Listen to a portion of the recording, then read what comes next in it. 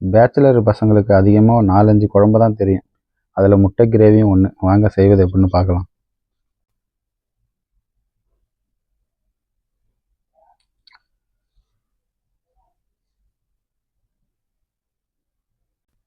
பாத்திரம் சூடானது 2 பட்டை, 2 பிரியாணி இலை, 4 கிராம்பு, 3 ஏலக்காய், கொஞ்சமாக சோம்பு.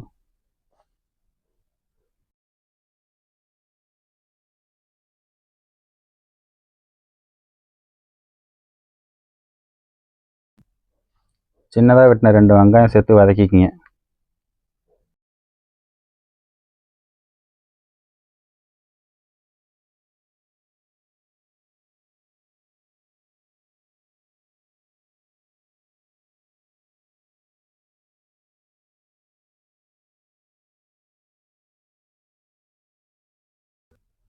இஞ்சி பூண்டு பேஸ்ட்டு போட்டு கொஞ்சம் நல்லா வதக்கிக்கிங்க.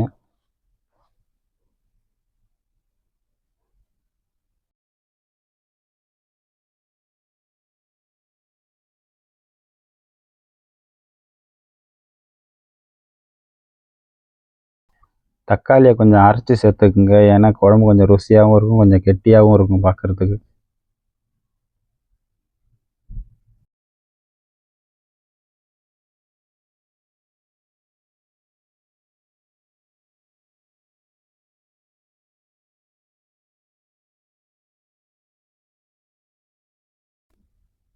எல்லாம் நல்லா வெந்து வந்ததுக்கப்புறம் கொஞ்சம் மசாலா சேர்த்துக்குங்க.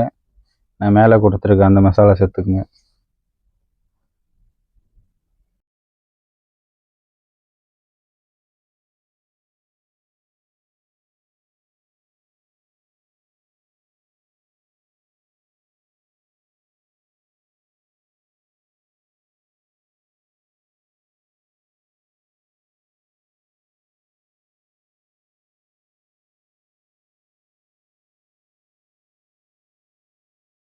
தண்ணி கொஞ்சமாக சேர்த்துக்குங்க. ஏன்னா முட்டை குழம்புங்கிறதால ரொம்ப நாள் வச்சுக்க முடியாது. ஒரு 2 வேளைக்கு வச்சுக்கிற மாதிரி தேவையான அளவுக்கு தண்ணி சேர்த்துக்குங்க.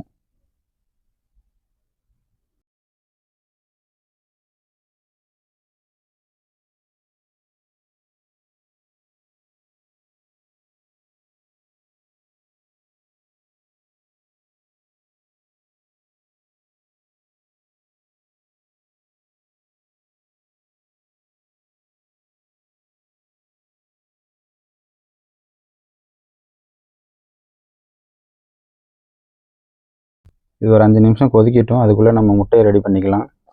முட்டையை கொஞ்சம் நல்லா பொரித்து எடுத்துக்கங்க. கொஞ்சமாக மிளகாய்த்தூள், கொஞ்சம் மிளகுத்தூள், கொஞ்சமாக சால்ட்டு போட்டு முட்டையை நல்லா பொரித்து எடுத்துக்கங்க.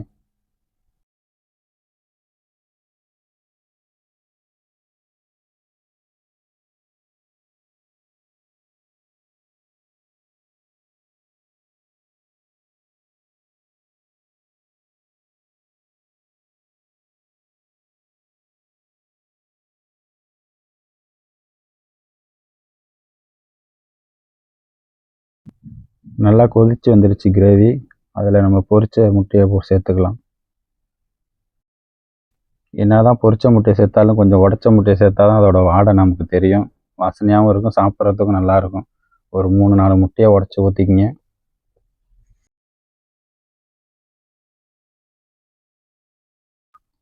முட்டையை உடச்சி ஊற்றுனதும் கிளற வேண்டாம், கொஞ்சம் மூடி போடுங்க. அப்போ தான் அது கொஞ்சம் நல்லா வெந்து கொஞ்சம் நல்லா பார்க்குறதுக்கு நல்லாயிருக்கும்.